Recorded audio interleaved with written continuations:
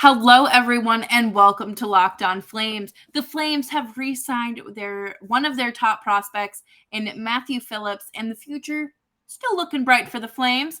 And we're going to talk about the NHL Network's projected lines if the season started today. So I have some mixed feelings, and I'm sure y'all do too. So let's talk about that and then some on today's episode of Locked On Flames.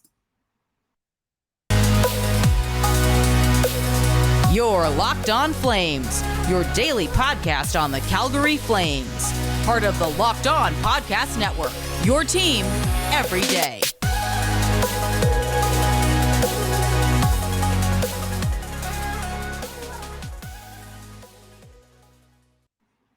Hello, everyone, and thank you so much for tuning in to a Thursday edition of Locked On Flames. As always, I'm your host, Jess Belmosto, and I'm so happy to be here with you.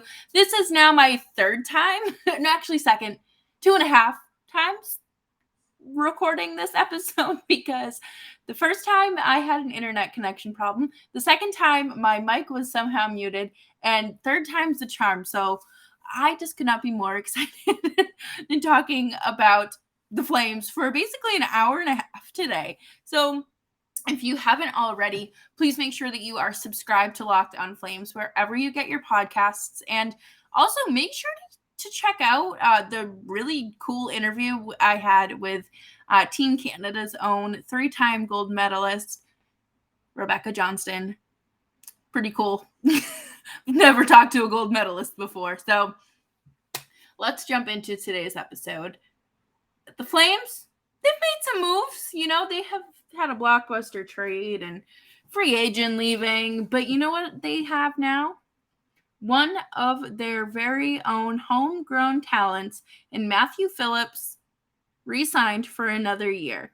Matthew Phillips will 2,000,000% bolster this roster, whether that's the AHL or at the NHL level.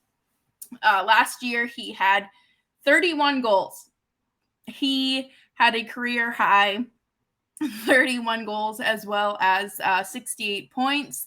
So, you know, he is great on the production and has a lot of potential here. He is one of the top prospects for the Flames, and it makes sense for him to, you know, be on a 2-way contract. So he has the capability of seeing time with the NHL club.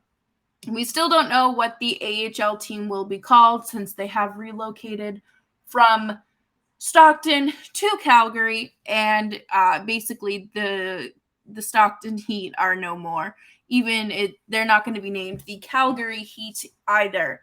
So we're just looking for some fun, to be honest. I think it's going to be a good time. They have a lot of potential with names, and I love it. Love to see it. But let's get back to Matthew Phillips. He will absolutely make a difference on this team's bottom six. You know, I don't want to shoot and set the bar too high here and say that he will be playing in the top 6 or middle 6 or whatever. I think it's safe to say with Daryl Sutter running this show, he will be seeing bottom 6 minutes, which is great because that bottom 6 has a bit of instability there. And I think that it could be, you know, a little bit of a rotating door for some time, you know, just trying to figure everything out. But we're going to talk more about next or later in the show even. But I think that Jacob Pelletier, Matthew Phillips, and Adam Ruzicka will absolutely be the prospects that you see, the forward prospects from the AHL that you'll see will see a decent chunk of time in the NHL and will probably be making that transition from, you know, their AHL roster to the NHL full time. Do I think it's going to happen immediately or overnight? No, I think that, you know, there's still room to improve this roster with free agents that are on the market or even another trade. So I don't necessarily think that the Flames are going with the young kids immediately as of right now, as of July 28th. There's still plenty of time before camp starts. So I would not be surprised if we do see some more free agent signings. But with Matthew Phillips, you're getting a goal scorer. You're getting somebody who can complete the pass, who isn't afraid to shoot the puck, who has the capability of playmaking. And the Flames need something like that. And I think that, last year Stockton made it to the Western Conference Finals of the Calder Cup playoffs. What are they capable of doing this year? It's not just about that NHL level success. And we're going to talk about it later. And I keep teasing this, I'm sorry, but I already think that Ruzicka, Phillips, and Pelletier would be a more productive line than this projected fourth line for the Flames. And that fourth line is Lucic, Rooney, and Trevor Lewis. So keep that in mind. But coming up next, we're going to talk about the NHL Network's releasing of a projected forwards line. I have some feelings about it. I'm sure you do too. And again, these are not lines that I created by any means. It is just something I think we need to discuss. But first, let's talk about BetOnline. BetOnline is your number one source for online betting. BetOnline.net has you covered from A to Z when it comes to league updates, news, in sport betting, politics, esports, golf, you name it, they have it there ready for you. And of course, make sure to check out betonline.net on your mobile device or on your desktop or wherever you get an internet connection. BetOnline, where the game starts. If you have not already, make sure that you are subscribed to Locked On Flames wherever you're listening and tuning in from today. Is anybody else an Apple user but prefer Spotify for their podcasts? I don't know why. I find myself going there for podcasts more than I do like the podcast app. I don't know. It's probably nothing. It probably just me being ridiculous. But again, I'm okay with this top six. I don't think that it poses as many questions as your bottom six, but again, NHL Network, I'm citing their work here because I did not come up with these. The projected line here is Huberdeau, Lindholm, and Toffoli. It's not that I don't think Toffoli is a top-line player. I do think that there are just better opportunities or better options out there for the Flames to work with. I felt like Toffoli really fit in as a depth player with the Flames. But again, this is a completely different roster. This is something that is entirely different. So we don't know what we could be getting around with. I feel like it's his skating ability that really holds him back and holds me back from having the utmost confidence and really just believing in that as a top line. And again, I don't know, maybe last year when I saw him skate, he had a lingering injury or, he was nursing an injury or something, but I feel like that could be a real hindrance to the top line. It could slow the top line down. Remember when they had Gaudreau, Monahan, and Brett Ritchie on the same line? That's how I feel this could go. And that is not me comparing Tyler Toffoli to Brett Ritchie. That is not me complimenting Brett Ritchie, saying that he is like Tyler Toffoli.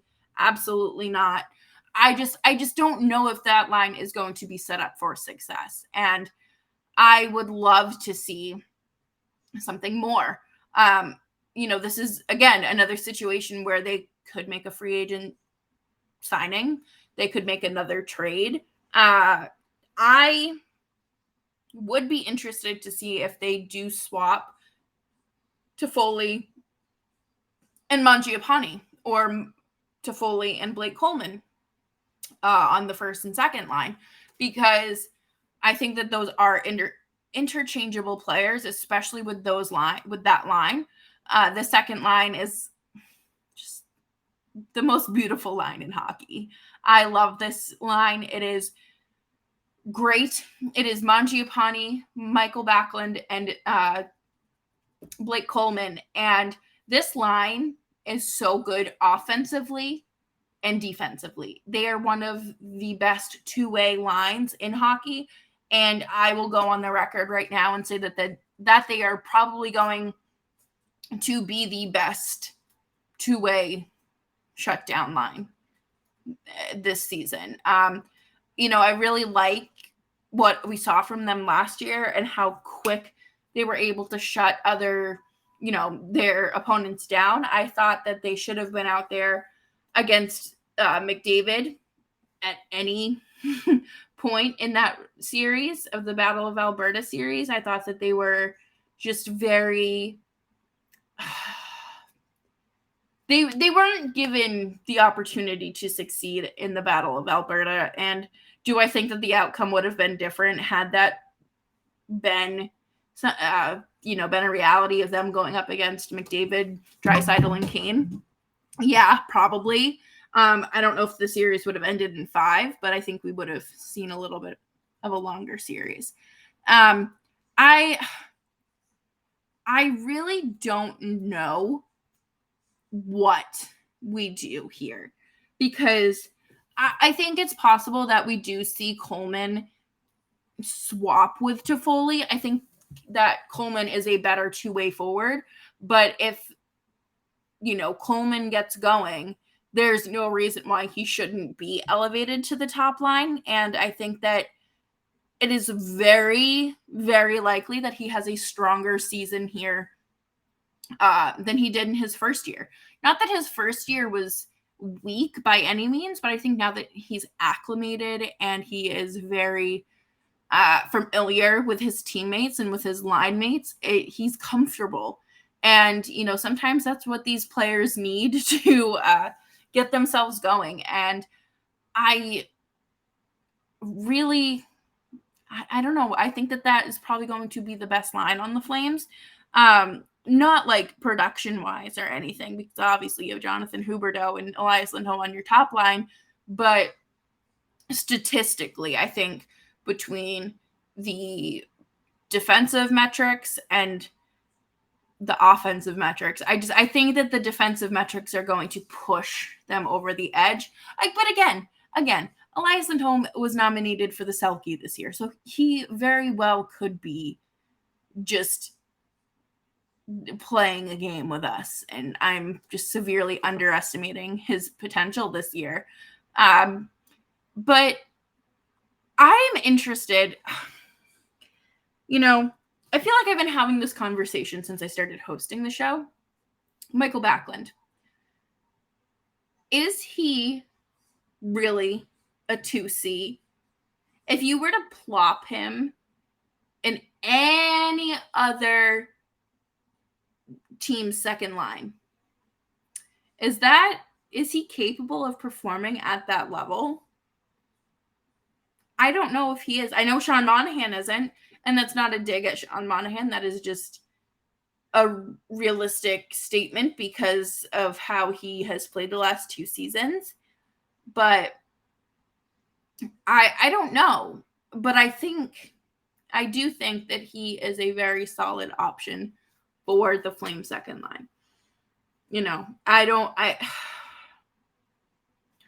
think it's worth, looking to trade him or anything like that. I think if he was going to be traded, he absolutely would have been traded by now.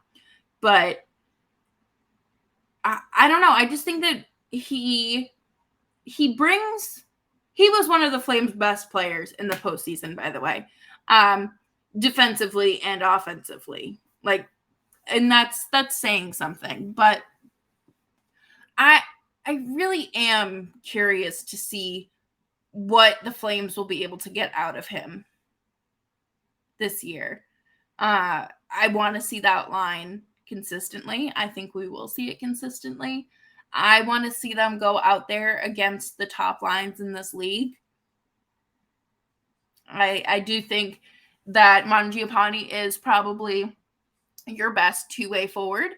And I would be surprised if we don't see him get nominated for a Selke in the next 2 to 3 years.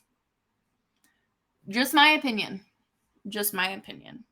But coming up next, we are going to talk about the instability of the Flames' bottom six and what the Flames need to do in order to kind of stabilize it because there is a lot of room to grow there. Thank you so much for tuning in to another episode of Locked On Flames. As always, you can find me on Twitter at Jess Belmosto. This bottom six is going to have a lot of questions to start out the season. The NHL Network has them projected with Pelletier, Monahan, and Dubé.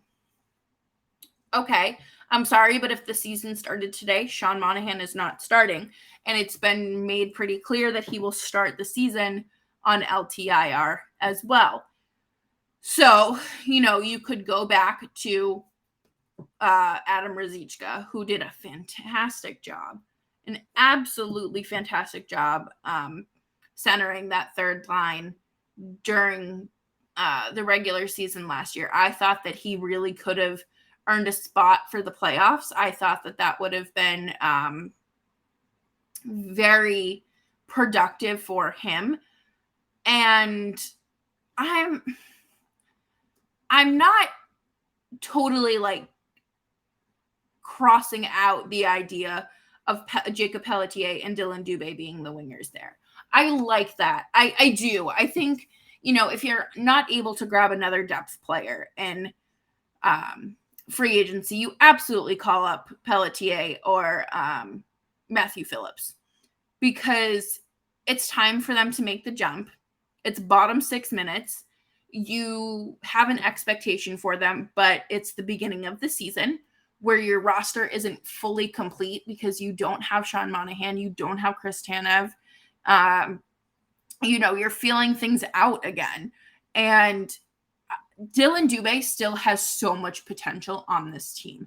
And I know this is completely off topic, but I have seen more people start questioning why he hasn't released a statement in regards to the 2018 Team Canada investigation. His agent and lawyer have said that he's been cleared of any wrongdoing and that he will cooperate fully in any way. But I think it's also just kind of a way to legally protect yourself, because you don't want your words to come back and haunt you, sort of thing. But anyways, I don't think Dylan Dubé has a bad bone in his body. But again, that could just be me giving him too much credit.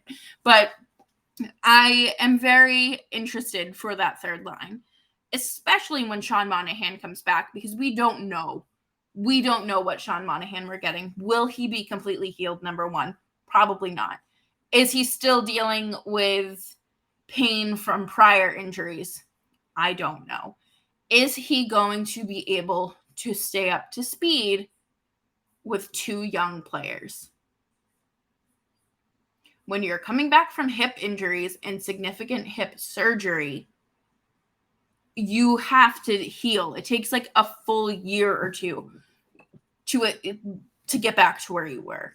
And I don't know if Sean Monahan has that time to prove himself as a Flames forward.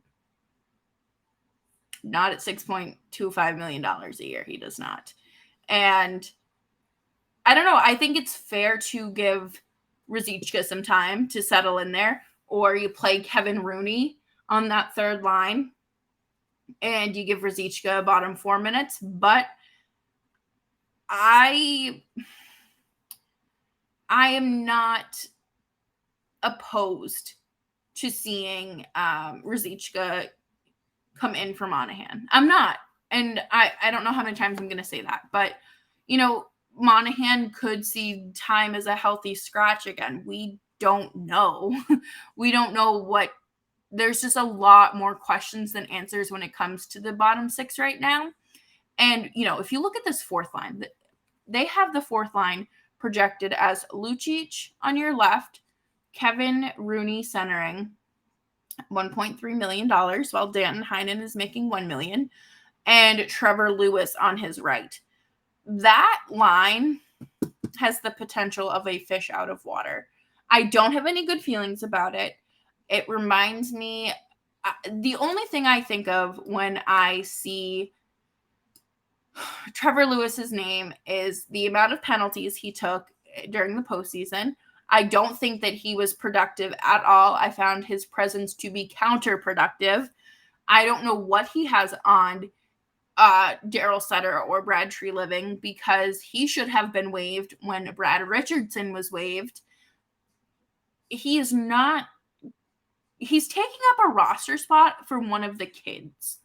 And one of the kids that could see consistent bottom 6 minutes, the bottom line minutes. I don't think it's fair for him to be on that line. I mean, hey, they could waive him and sign Brett Ritchie to another PTO or whatever, but I'm very perplexed about the stability of this fourth line, because, say Sean Monahan comes back and they realize they can't be playing him for, 12 minutes a night, 12, 15 minutes a night. Do you put Kevin Rooney as your third line center and make Monahan your fourth line and only give him limited minutes?